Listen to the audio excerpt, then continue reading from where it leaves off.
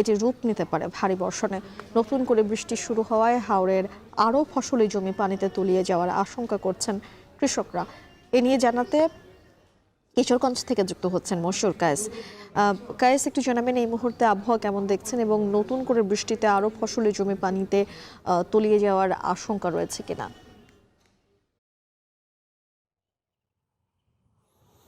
মিম, ঠিক কিছুক্ষণ আগে, অল্প কিছু সময় আগে কিন্তু বৃষ্টি শেষ হয়েছে। মাঝারি বর্ষণ কিন্তু ছিল এই অঞ্চলে এবং সকাল থেকেই কিন্তু বিভিন্ন জায়গায় গুঁড়ি গুঁড়ি বৃষ্টি, মাঝারি বৃষ্টি এরকম কিন্তু আমরা লক্ষ্য করেছি এবং আবহাওয়ার যে বৈরী ভাব সেটি কিন্তু একদম সকাল থেকেই।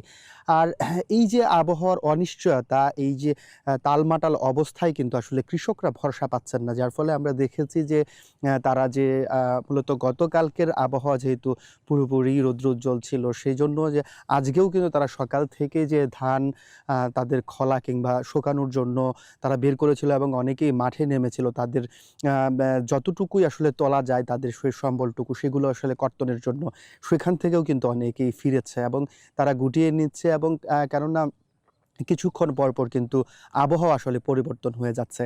তো আবহাওয়া অধিদপ্তর যে বিষয়টি বলছে যে আজকে সারাদিনই এই আবহাওয়ার বৈরী ভাবটা থাকবে এবং বিভিন্ন অঞ্চলে যেগুলা এখন পর্যন্ত মাঝারি বর্ষণ চলছে সেটি ভারী বর্ষণে কিন্তু রূপ নিতে পারে। সেক্ষেত্রে ইতোমধ্যেই কিশোরগঞ্জের যে হাওর অঞ্চলগুলো রয়েছে সেখানে যে নদ নদীগুলো রয়েছে সেখানে কিন্তু বেশ কিছু নদ নদীতে আসলে পানিও বৃদ্ধি পেয়েছে। বিশেষ করে ইটনার ধনু নদী এবং বৌলাই নদী এবং অষ্টগ্রামের কালনী নদীতে কিন্তু পানি বৃদ্ধি পেয়েছে পানি উন্নয়ন বোর্ডের তথ্য মতে। এছাড়াও এখনো পর্যন্ত কিন্তু প্রায় ৬,৫০০ হেক্টর জমি কিন্তু পানির নিচে রয়েছে এবং প্রতিটা জায়গায় কিন্তু ১/৩ তুলতে পারছে না কিংবা ১/৪ আসলে কৃষকরা তুলতে পারছে না, যার ফলে এখনো পর্যন্ত কৃষকরা বিপাকেই কিন্তু রয়েছে।